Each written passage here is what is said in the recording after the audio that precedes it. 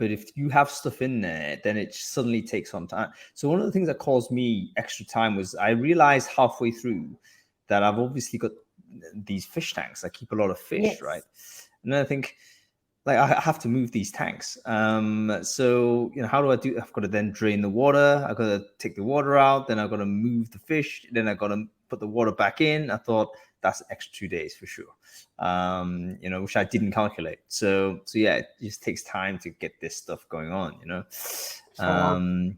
Anyway, folks, we're live, everybody. We are live. It's Brain Food live on air, bringing it to you every Friday, and we're delighted to have you with us today because we've got a special, folks. It's rare that we have this opportunity, but it's something that we always like to try and do at least once a year, because this lady is just a tremendous contributor to us in the recruiting industry. I'm reluctant to ask people to do it if the time zone's really tough, and I hope my friends in the US understand that. It's part of the reason why when we do this show at 2 p.m. UK, 3 p.m. European time, oftentimes we can't get people from the West Coast to come simply because I'm reluctant to ask people to get up so early in the morning. I wouldn't get up in the morning to do it at that time, so I don't ask other people, right? So that's the reason why I'm doing it. But anyway, special occasion. Irina Shamaeva in California. She is here. She's gonna come and show us some of her research, basically, because I don't know anybody that knows Boolean search better than her, and I don't know anybody that knows search engines better than she does. And when you pair those two things together, it's very often that she comes up with sort of insight for us that has significant difference to how we might actually operate as recruiters. So this show is going to be about sourcing. It's going to be about Boolean searching. It's going to be about search engines. It's going to be about, if you're using these things to try and find candidates, this is the show that you should be paying attention to. Okay, listen, let's do some housekeeping first of all. For folks who are watching on Crowdcast, if you can hear me okay, just let me know and indicate that the audio and the visual is okay. Just let me know in the chat stream. I need to apologize to the people in LinkedIn, by the way, who are watching it, who were trying to watch the last week's show on LinkedIn. I failed to go live there. So a lot of people were just sitting around waiting, looking at a blank screen. So my massive apologies for that. I want to just check whether you can hear and see me okay on LinkedIn. And if so, just put a comment into the LinkedIn thread. Let me know that you can hear me okay. Those two things work, then you know what, Facebook and Twitter, those two social networks that are currently burning as in front of our very eyes. I'm not sure we care too much at this point, but we are out on Facebook and on Twitter as well. So all that is good. Okay, cool. A little bit echoey, are we? I hope that's not my audio. Could just be my cavernous my apartment is just so high. These vaulted ceilings, man. What can I do? It's a quick one in terms of our sponsors, folks. We can't do this without our sponsors, so I just want to give a quick shout out to the company that's sponsoring this week's episode. It is a German company called Hi People. If you don't know Hi People, do check them out. They started off as a background referencing checking tool. They're now expanding into talent intelligence. How do you basically gather intelligence to make a better decision before you hire this person? And one of the cool things that these guys do is basically kind of do a mini survey of the people that the person has previously worked with. So that you as a recruiter and as a future manager and a future colleague can have a better idea as to how to best manage this person or how to best communicate with this person, and it kind of helps educate things like team fit, performance management, all the rest of it. Do check out Hi People. I'm going to put their link into the chat stream. Let me firstly introduce my co-pilot today, Alla Pavlova. Great to see you, Alla. Alla, you're here basically because you know this topic better than I do. My hand needs to be held in the course of this conversation. So thank you for joining us. For the people who don't know you, can you quickly introduce yourself, who you are, what it is you do? Hey everyone, my name is Alla. I'm based in Amsterdam. I'm a tech sourcer, so I still do a lot of hands-on work and train small teams. And I work in gaming, so I'm very, very lucky. And when I saw this opportunity with Irina Shamaeva, I really, really get excited because she is diving so deep in the places of sourcing that we can be lost. So I'm very excited to see what she's going to bring to us today. Yeah, and it's going to be fascinating. So Irina's in the chat. So let's, without further ado, just bring her on, folks. If you have any questions for us, by the way, use the Ask a Question feature at the bottom of this screen, or if you're on LinkedIn, just put a comment into the LinkedIn comment stream. We'll get to them in a moment, sort of at the end of the show. But let's bring Irina on, and we can see what she has to say, because I do believe she's discovered, she's made some new discoveries, which she was the first one to articulate this, and I think they're worth us paying attention to. So let's see whether she is okay. Thank you, Mark. That's all. There she is, Irina. Good Hey, morning to you. hey. How are you? Hung, it's not a problem for me. I wake up really early, kind of in European time, and happy to be here. Thank you for having me. I know, and everyone says that, but I'm not sure whether they're just humoring me, because I need my sleep. You know, I'm not getting out of bed at 6 for anybody. But do you know what I mean? See you later. That's not happening. Since COVID, the time of the day sort of kind of Doesn't slipped matter. away.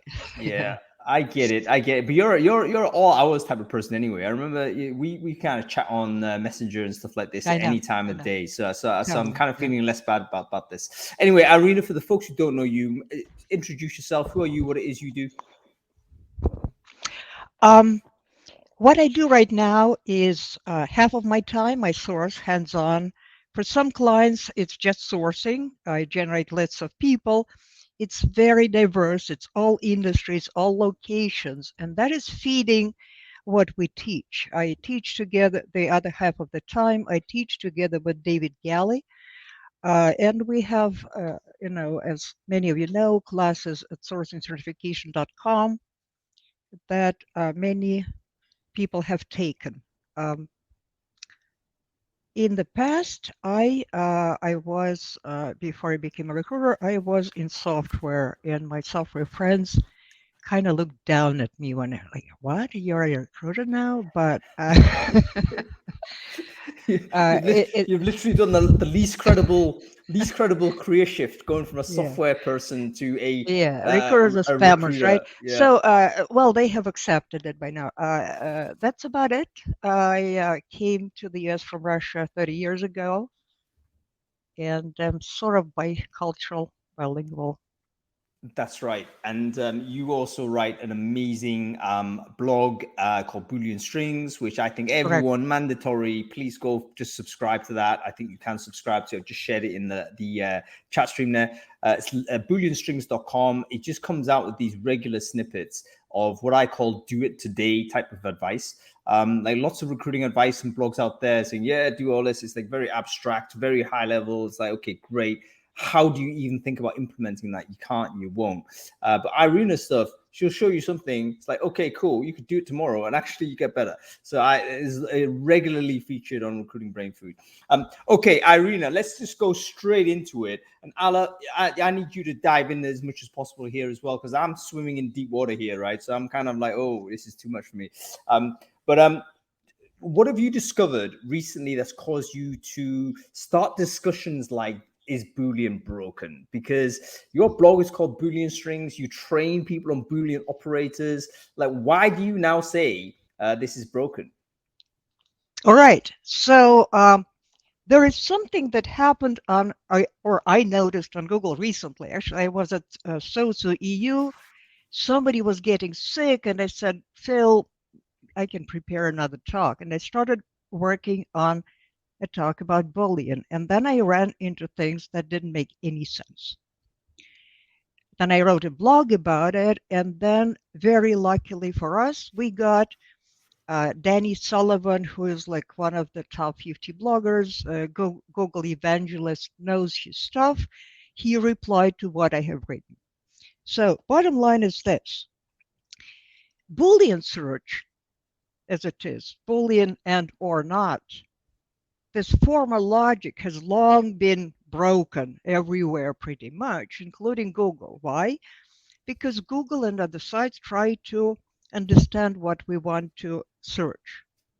And if we start, so the simplest example on Google, you write manager minus manager should return nothing, returns many results, okay? It returns, it does exclude manager, but it starts bringing in synonyms and words with the same root, okay? Okay, so let me just go back again. I'm going to play it like tabula rasa, empty-headed. What you're saying is Boolean operators are simple commands that you teach. You basically instruct the search engine to deliver a certain set of results. They most obviously at the basic level, these are an and or command, or there are submit results that don't include this or do include that. These are Boolean operators that most of us would probably be aware of. But what you're saying is search engines are always trying to improve because they're trying to guess what the human operator is really meaning when they type this in, because most users are not using Boolean operators in a sophisticated way. They're just trying to type in something that's like a human language, and the search engine's trying to but it's trying to figure out and guess, okay, what does that human being actually want? And therefore, it's bringing back results which a more skilled operator, which recruiters should be, that are confusing or messy or certainly adulterated with results which are disappointing. Right, exactly. So 99.999% are people. Google, Google is a verb. They ask questions. They don't know exactly what they're looking for, and Google prompts.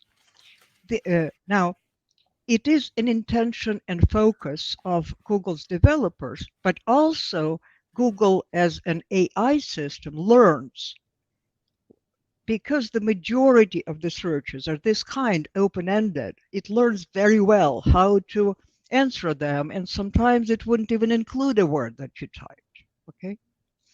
Now, we sourcers are in minority, right? So we kind of know what we're doing, and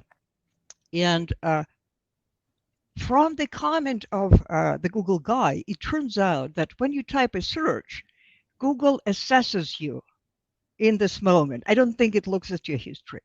Like, do you know what you're talking about? If you do, it will start delivering you more concrete answers with your keywords, more controlled. And it's not 1 or 0.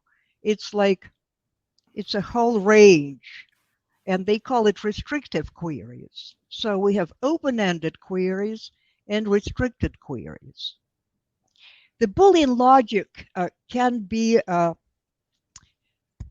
broken anytime you type a word without quotation marks. It's not a big deal that the Boolean logic is broken. It's a side effect of Google trying to be more semantic, and it's good for us as well. Am I making sense? I do follow. Okay. What I didn't understand, or what I didn't know, was that there was this concept of the system making an assessment as to how skilled you are with search. Because how let's not skilled forget, your string is. I don't think it follows your history. Exactly. The string itself. Yeah. How skilled is your string? Okay, so can you give us What an I know, example of what would a skilled string be compared to it's a very dumb string? interesting. It's an insight we never had before until a few weeks ago. So if you're putting words in quotes, it's a restrictive search. It's not a skilled search. It's a restrictive search. If you use X-ray, a site operator, it is a more restrictive search. If you throw a bunch of words without quotes, it's an open-ended search, and Google does whatever. Now, the difference between... I got it. So sorry to interrupt, Irina. I'm just trying to get a handle for all of the fellow fellow slow learners that I know are watching this, because I'm not alone. There's 150 people watching this on Crowdcast, a couple of hundred in LinkedIn. There's at least a couple that are as slow as me. So basically, what you're saying is, if you're just throwing words in without operators, doing just a random search, the system's going to interpret you as just another user, like the normal user, and then throw back what they assume you're looking for. However, it will look for signs. Like if you put site.com or something like this, they would know, or use some sort of operator, they would know actually this person has a slightly more advanced way of using the search. Exactly, Therefore, slightly. It will not start returning you exact stuff yet. Now, it's not a problem to have Google follow the Boolean rules. There is a option called verbatim. You select it, it follows the rules. Problem is this: you're not getting quality results when you want to get to follow the rules. Unless there are like 3 results in the world, you're getting a bunch, and Google is not working very hard. If you have Google is not working very hard to try to get your kind of the right results. Sometimes it doesn't know how to rank them. So when a person who doesn't know searches, Google tries to bring them results that make sense, a bunch of words that create a context. They decipher their intent, and they give them answers that make sense. A problem for us there, for sourcers, is that people who are asking questions typically want one answer, maybe a few. That's actually why I wanted to come back to the points about the manager minus manager. So the logic is like we were looking for a manager and not a manager. We want to exclude the managers from the search. And I see Mark, he said that Google is trying to save us from shooting ourselves in the foot with like 0 results. We like supposed to be 0 results. But Google is thinking maybe like management, because you're looking for a manager minus manager, so but you're still looking for something management related, right? I'll tell you what, it's really interesting, because basically Google is maybe trying to avoid a null result outcome, which is a devastating disappointment, right? We know this from UX psychology. If you type something in, or you input some energy into a system, and you come up with no results, psychologically, that's bad UX, that's negative, even though that's good for us as a recruiter, because we want to eliminate the chances of there being any results.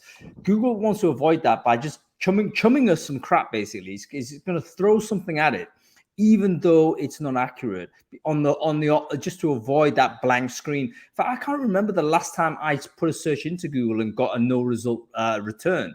I wonder whether they've simply eliminated that possibility. No, it happens if you're very, very specific and search for something that doesn't exist. So, okay, we have open-ended seekers. The vast majority, Google is most trained at that. I have my son giving me directions here. I'm sorry. A few answers is not a problem.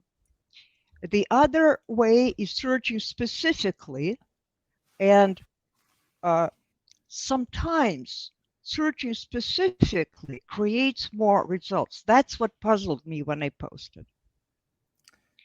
The example that I posted in the blog was, I threw a bunch of words without quotes. It generated 1 result. I put every word in quotes and got to 100 results. Which didn't make any sense to me. By the way, it didn't make sense to Google's engineers at first. They didn't expect that. As they said, I heard from one of them, they had a fun time, discussing that. They did not expect that. So because words in quotes disable variations, if they're in quotes, you would expect Google to have fewer results. If they're without quotes, you would expect Google go synonyms. But in this world of Google trying to generate 1 result or a few for people with open-ended, it happens sometimes. And it's not a rule. I cannot tell you put every word in quotes and you'll get more results, but sometimes you'll get dramatically more results. Like We're doing the opposite. Yeah, expecting the opposite, having less results. I can run some searches on the screen, but we can just continue talking. They're on my blog. I would say it would be useful for us to have a look at some of this. So yeah, feel free to share your screen, Irina. I think you can do that on, there should be some toggle. Can you do that? Actually, I don't even know how you do that. Oh yeah, you can do it. I have a request to the audience. We love to be connected, but you know, it's an interesting topic. Let's make sure that we speak about Google in the chat and ask questions. We can run maybe a connection marathon at the end, huh? Yeah. Yeah, I think some of these folks are just catching up with things, but that's all good. So Irina, share your screen. Let's have a look at what you're talking about. It would be interesting to know, especially for people who aren't, similar to me. Rather than have to imagine what we're talking about, we'll simply look at it. Okay, how do I share my screen? If you hover over your own sort of window, there should be some icons at the top of that window, and one of them share screen. Of your own face, Irina.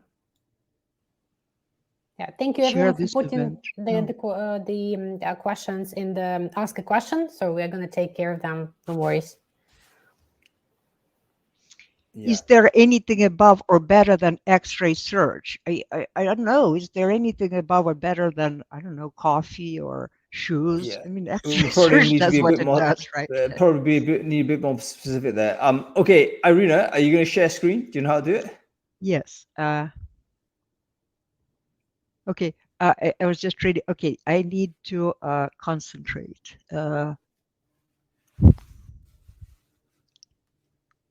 I think it's also important to understand that we are talking only about Google. So we are not touching about LinkedIn, anything in any other searches.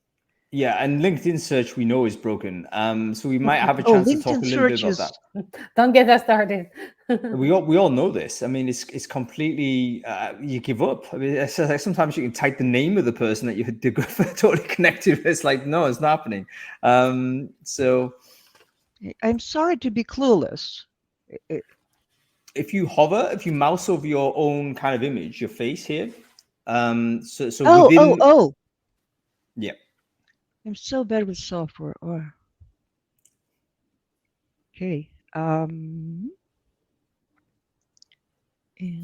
yeah, Ross, I agree. We should be going to Google first. This. Yeah, that's true. Agree. Absolutely.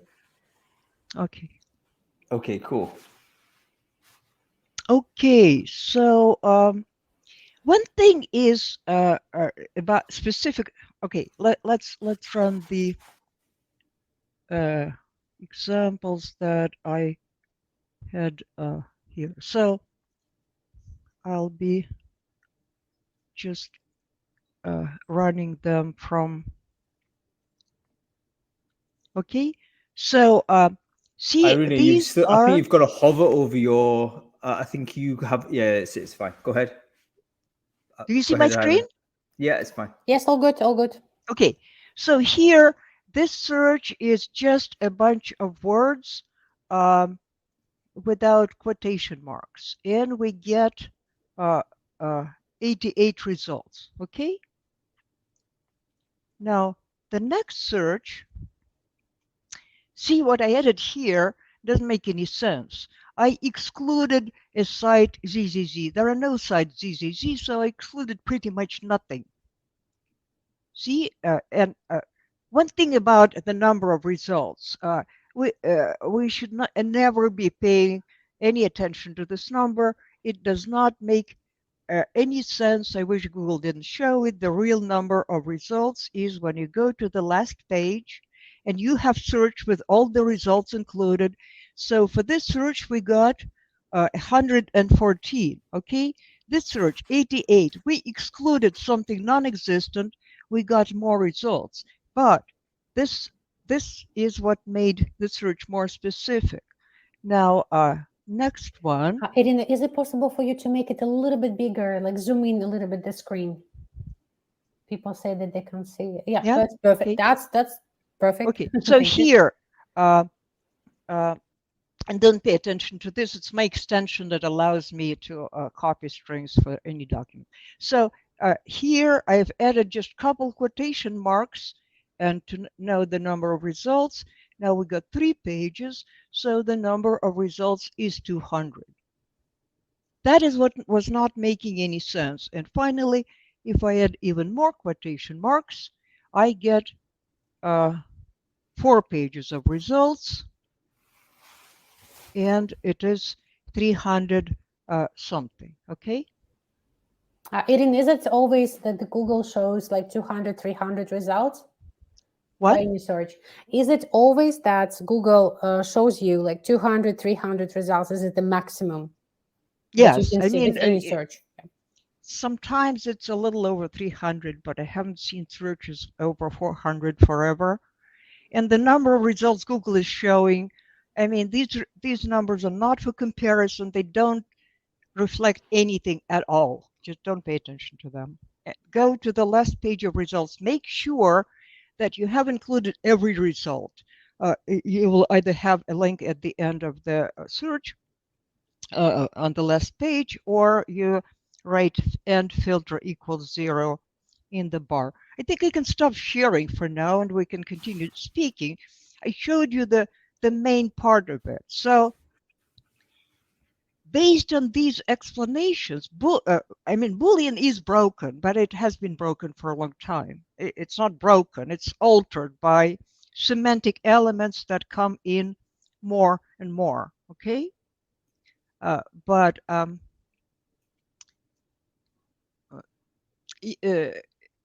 nothing is broken. I mean, you are entering terms, Google is responding.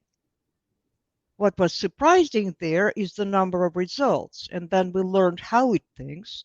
And another thing that we're noticing is if we are looking for more and more results, because Google limits it to 200-300 at a time, as Hank correctly says, sometimes we want more. For example, we are x-raying LinkedIn for something, and there could be more than 1,000 results. It turns out that very slightly tweaking your search, putting words in a different order, or repeating the same word several times, or excluding site ZZZ, little things like that formally do not make a difference, create totally different sets of results. So knowing that, you can now add. Okay, thanks.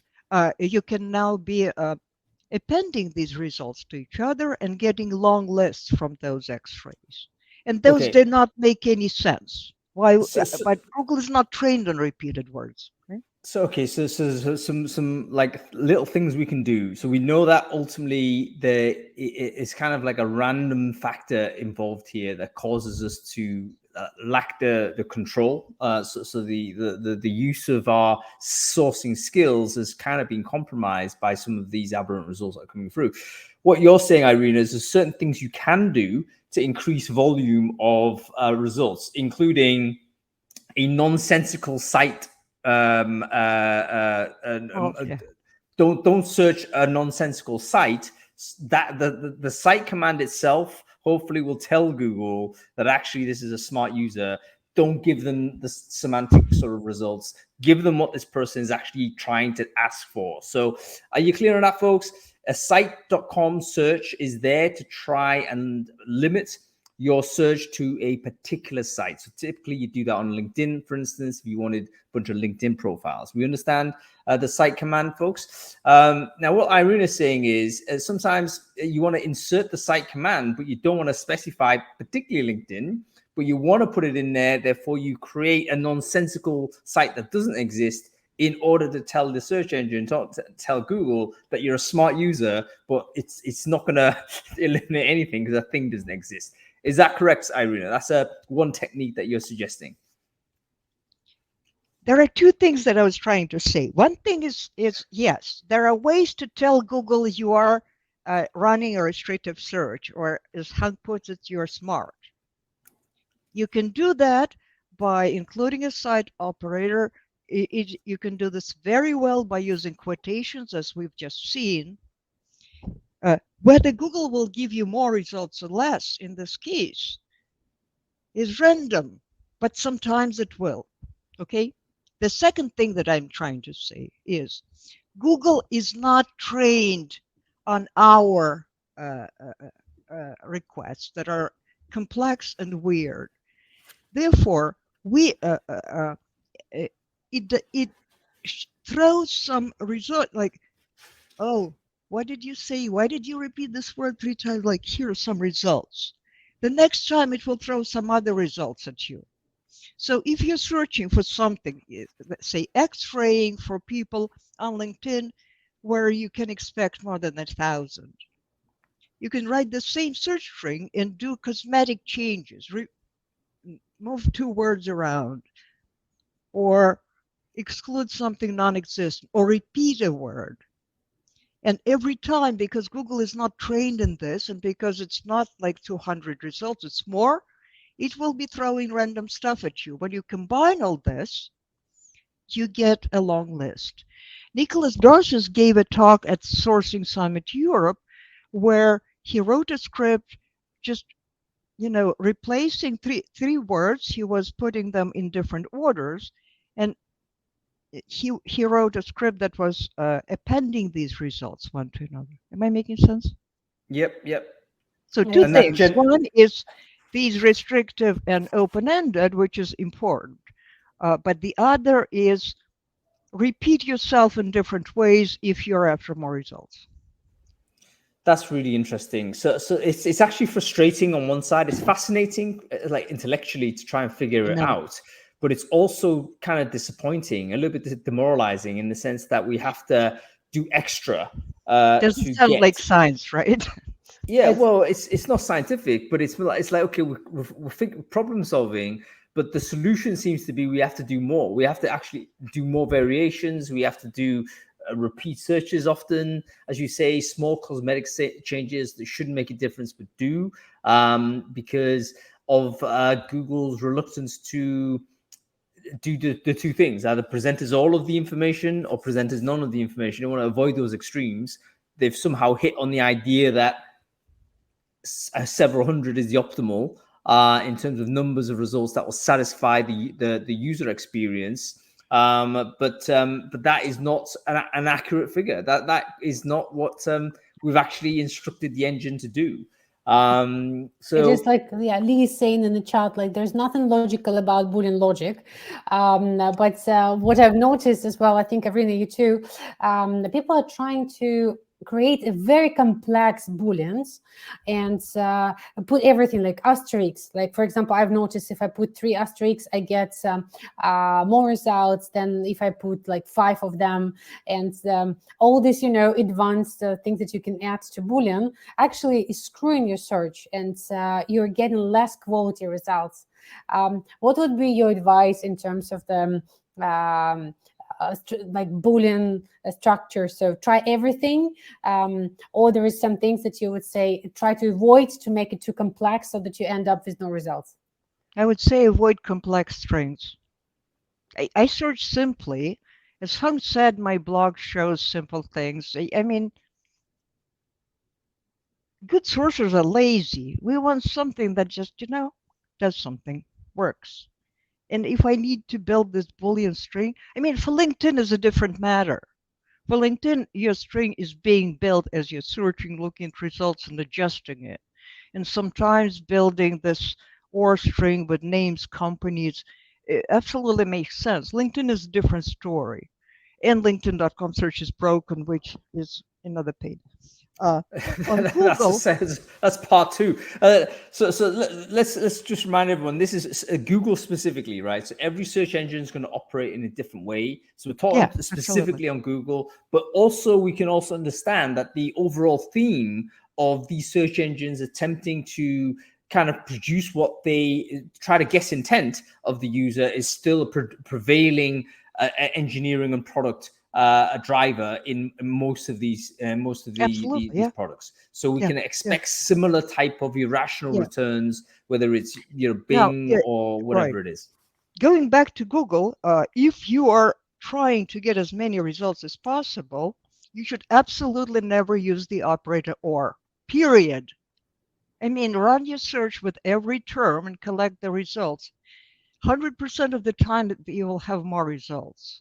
And people continue writing it. People are fascinating with these. Or is the Ors, best. It's like or it's favorite because it's like it's give you options. Is all bad? I mean, basically, that's known to be bad. Is that right? Because it reduces the long known to be return. bad. And if you're using or, Google stops interpreting. What does that mean? Well, when you write your keyword, like manager minus managers, if you write manager or director minus manager, you will get nothing, because under or, Google stops looking at your words. What Google does, if you have an or, it takes every term in your or and runs a separate search. Then it has results for, say, 12 searches, right? If you have a couple of ors. It has no idea which terms are important to you. So it'll be like, put them in any order, and it'll decide that 200 is enough. And you could have gotten 200 for each of the 12. Yeah, that's so interesting. It's life-changing advice. Yeah, I think a lot of us in sourcing using or. Thank you, Ala. I mean, yeah, Well, they're Thank the you. first operators we learn, aren't they? I mean, a lot of us don't get beyond this. So if you think about just throwing words into the input field as stage one, the stage two is maybe putting and or commands in. Stage three, maybe putting some quotes in, and then most people stop at that point. The human user, as in non-recruiters, would probably just abandon the search at that point and shout it out on some social place to find the result they're looking for. So there's a point where most people will abandon searching as a way to discover information and use another way. Recruiters obviously have a different attitude. We have to keep digging deeper. And also we want, and one point you mentioned, which was a psychological difference that's totally worth sort of underlining, is that recruiters actually want to maximize the volume of returns, whereas most people actually want to have less returns. And so we are kind of expert users, but also weird users in terms of what we want the results to produce. And the product builders are building for the mainstream. They're not building for us, which actually leads me to talk about something that you've been quite an expert on, Irina. You've been a great builder of custom search engines. Now, how does all of these changes within Google, how it delivers results, has that messed up sort of CSEs? What's the situation with that? CSEs return 100 results home. CSEs are not exactly for getting as many results as possible. They are more for getting results, A, without typing operators, and B, on the other hand, for most advanced people, to get exact values in some documents, which you can do with CSEs. So, and you know how CSEs work. So, have you discovered sort of the output to be weaker as a result of some of these changes, though? Because I would imagine that, let's say you built a custom search engine 2 years ago, and it was operating under the principles of how Google delivered results in 2020. But in 2022, they've changed a bunch of things. Have you tested the older custom search engines to see what the returns are? Good point, but they kind of think differently. So custom search engine kind of gives Google some idea of a search. Google gives it, a bunch of data, and then custom search engine kind of pulls out good stuff out of that. So it's never guaranteed to give you everything. And I'll do some tests if it's worse. I don't think so. Yeah, most of the custom search engines that you've created on your blog, they're still working. Like, yeah, specifically like looking for women speakers or other things. So they're not broken, but yeah, but it probably checking worth it. Yeah, it's before we get to the questions, Irina, just project into the future. Where do you anticipate the product development of Google to go? I mean, it sounds to me that the current journey has made it more difficult for recruiters or sources to be accurate. So that in some degree, you disagree? I disagree. Yeah. Go on then. Why do you disagree? I've clearly stated a fact. You just need to change your thinking. You know, it's not algebra, okay? But it hasn't been algebra for a long time. It's becoming more and more and more semantic, and you have to work with a tool that kind of speaks both languages. And it works way better than if it were just Boolean, because there is so many pages out there, and Google does make sense in a good way. Okay. So it's not that Google has become worse. No, it's become better. It's fantastic at understanding what we're after, even with specific searches. So you just need to know to play these little games if you're after many, many results. Yeah, and we need to kind of keep our skills updated. So our relationship with Boolean, our relationship with sourcing per se needs to be dynamic. It can't just be like as the system changes.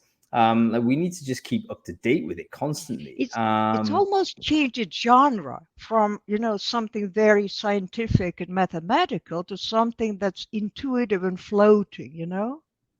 Absolutely right. And it's to a be honest with you, that scenario, I wonder whether that will also change sort of the people who get good at search, because you never get good at search. Sorry. Why do you say that, Ala? No, well, it's like as soon as you think you're getting good, yeah, it's that's like the it. moment As soon as it's all over, it's done. Exactly. It's like, you know, so you constantly have to be creative, as you're saying, Irina. So use quotes, not use quotes, add 3 words, change the places. So it's like you have to, like, I personally believe that you can never get good, because you have to continue, you have to be creative. So that's probably what I meant. Sorry. No, you're good at being creative, right? Yeah, being good at being creative and sense of humor, because when things are broken, so some things that have worked, that you do, you know, you rely on the results, and then they're broken. So you just have to know that there is no recipe, there is no set of rule how to change it. You have to just sit down and try different things. Yeah, you need to have an experimental attitude, and you need to keep basically fiddle with it. Sometimes people are like, Irina, what will this search file find? You know, type it into Google, okay?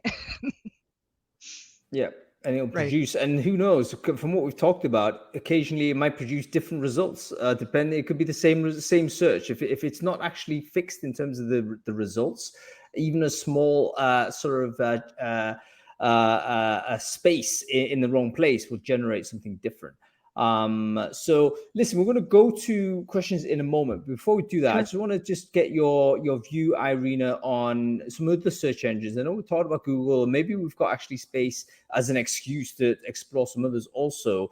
But as a quick kind of overview, how have you encountered similar types of changes in the likes of Bing or Yahoo or whatever search engines that are out there? You know, obviously they're much smaller than Google in terms of their market share, but they are used by search sources because they do produce different results. So have you seen any similar types of things going on there? I don't use other search engines. I use Google. Okay, sorry. Fair enough. Yeah. I don't find other search engines. Anytime I go back and do some exercises, I go back to Google.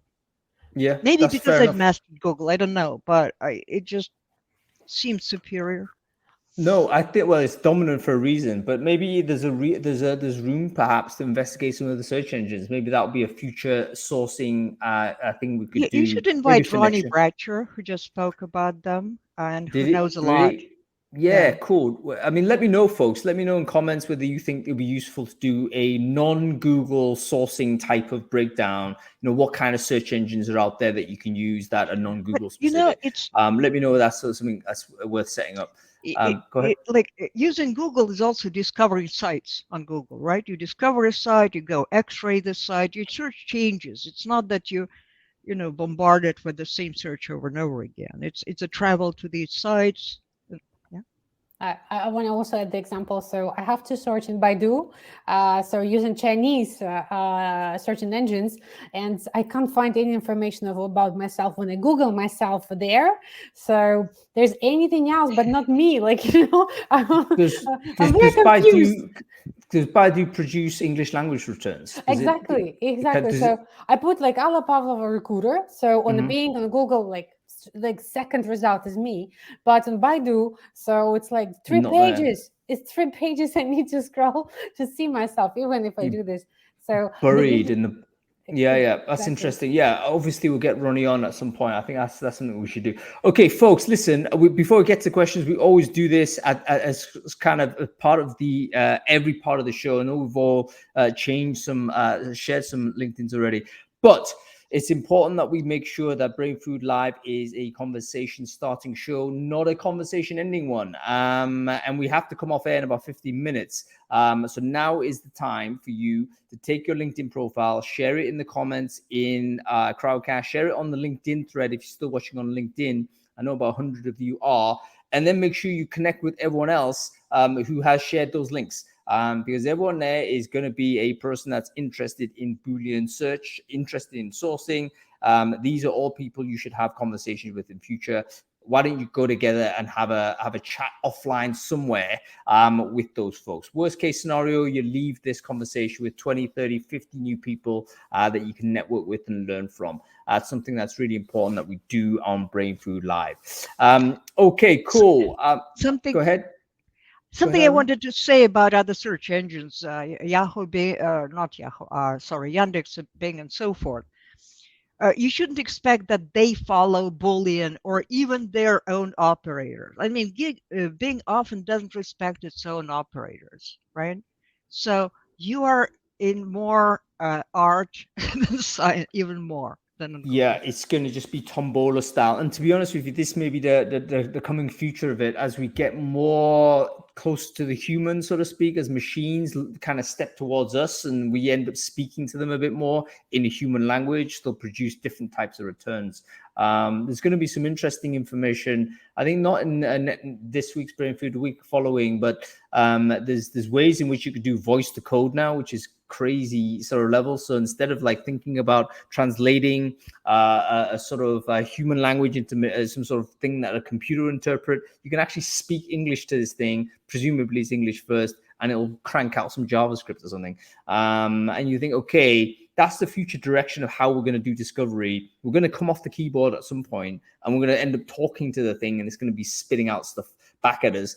That may be the end of sourcing, I think. But anyway, not right. No, it's still with us for at least another half decade, I would imagine.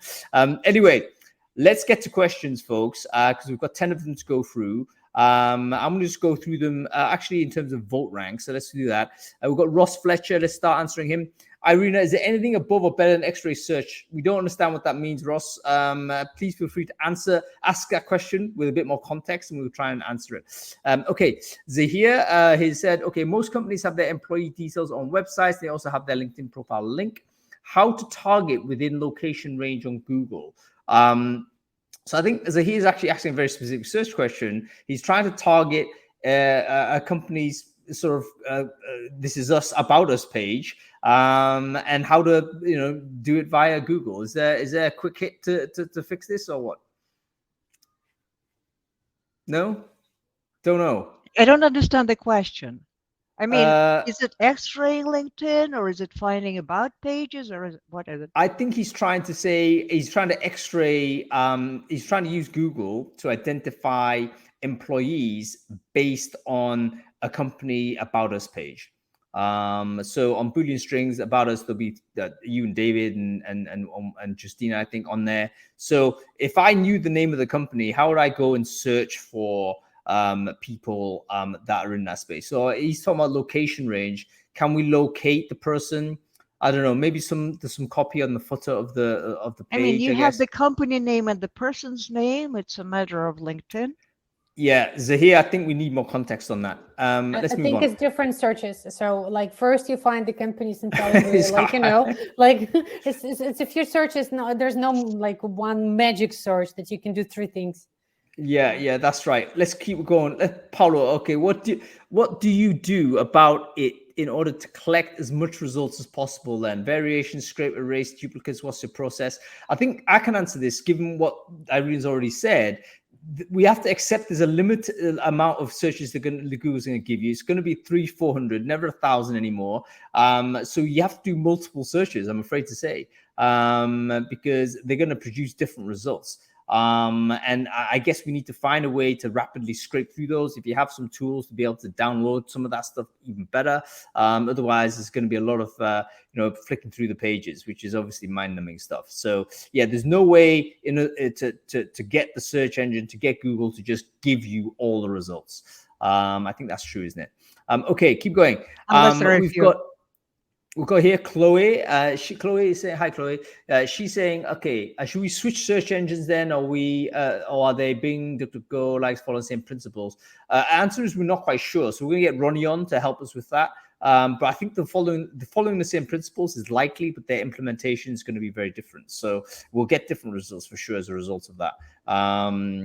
Okay, let's go to Matt. Matt saying, worth asking whether Boolean or limited searches are actually contrary to Google's business interest at this point in time. What are your thoughts on this?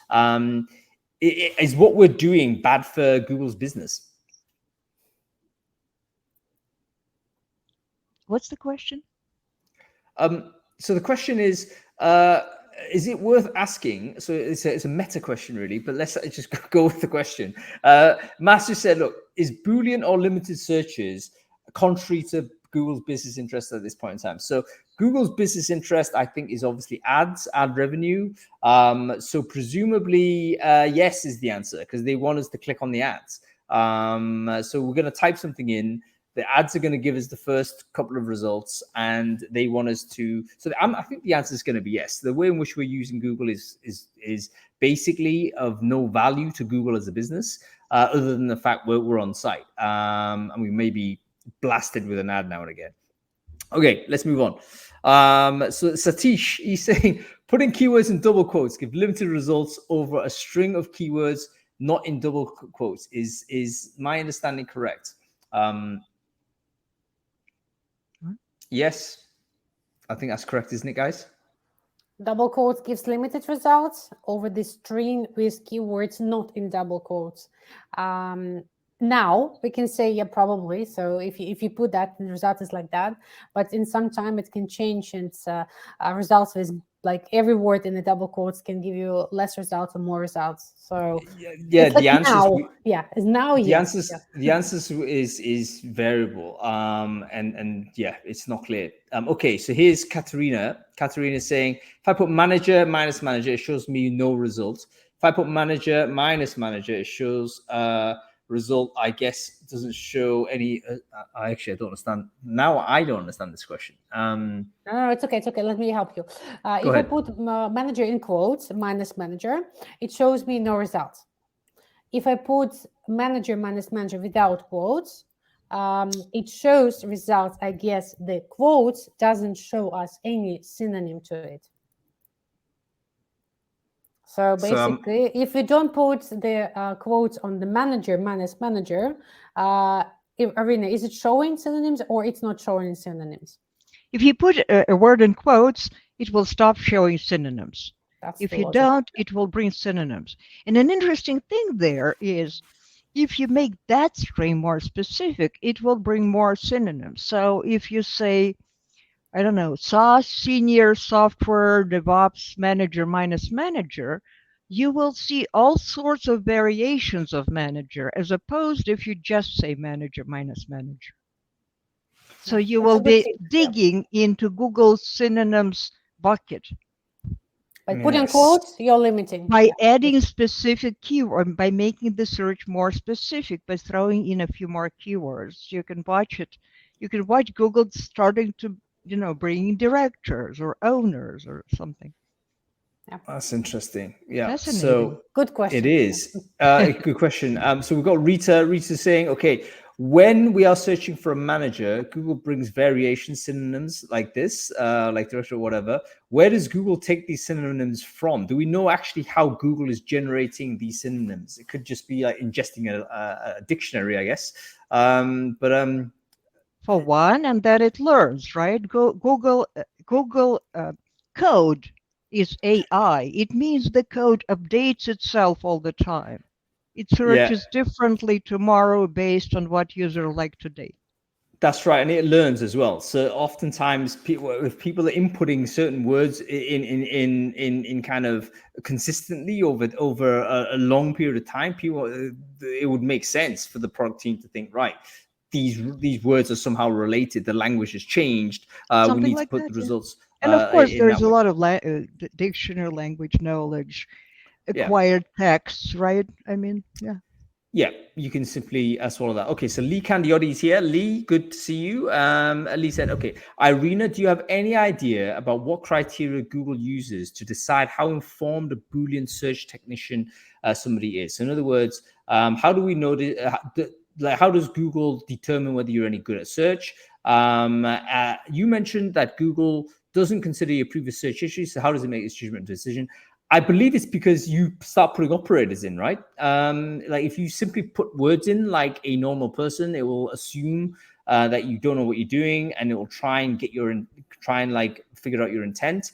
But if you start putting operators in, it understands, oh, this person's using some things that are reasonably advanced. Therefore, you're more of a technician. If it were adjusting to a person's level, I think it would be confusing because we would be seeing different results for the same searches, like dramatically different. Absolutely. And I also asked a Google engineer whom I found by him writing an article. I pinged him on LinkedIn. He asked not to repeat his name, but he confirmed stuff. And I asked him whether it depends on user's history. He said no. He confirmed that. So it's not assessing how smart you are, it's assessing how specific your search is, how restrictive your search is. And you could run either, yeah? Yeah, all on the street. Yeah, and you should run both, because you would get different results. I think that's the key takeaway I'm getting from all of this. Okay, so Lee's asked another question, and it says here, does it make sense to build a custom search engine with some basic parameters, then build different options using that custom search engine as a platform to see what kind of results we might get? I think the answer is yes to that, isn't it? We have a tool called Social List that does exactly that. Okay, feel free to share the link to Social List into the chat there, Irina, in case people don't know it. Okay, so we two more questions, okay, before we finish. This is from Sarah. Sarah said, is it possible to do a search through a resume? What does she mean by this? Imagine we have an ideal profile with an experience we are looking for, and somehow we upload it to the platform like LinkedIn. The system gives us similar profiles. Oh, I see what you mean here. So 10 years from now, maybe? Ala, what do you think? Ala, yeah. Absolutely agree. Yeah. Irina, like 100% agree. 10 years. Yeah. So is this possible? I like the thinking. This is the kind of creativity we're looking for, though. So Sarah's saying, look, if we have the ideal profile, you upload it to LinkedIn, that then gets crawled by a search engine. The search engine might then decide, oh, I need to find similar results because this person is looking for this person, and then might just deliver some more results for you. Not a bad way. I think that's possible. Why not? Give it a shot. Right. The best like user interface? A button on the screen that says do it. You come in. Yeah, just give it a shot, I would say. Okay, well, let's keep going. As we're nearing the end of the year, do you have any reflections on how the sourcing industry has been in the past year and any goals for the year ahead? So this is one I think both of you guys could try and answer. Like sourcing as an industry, have there been any like developments that are worth remarking on? Where is the state of sourcing, so to speak? What are your thoughts on this? Pretty open questions, so pretty open answers, I think. Go ahead, Ala. You want to give this a shot first? No? Okay, how about you, Irina? Do you want to answer this one? I better answer questions like hacky questions and how to. What I'm seeing actually is I think sourcing is gaining strength, getting some new voices, people getting on stage and interviews, starting to write blogs, showing up.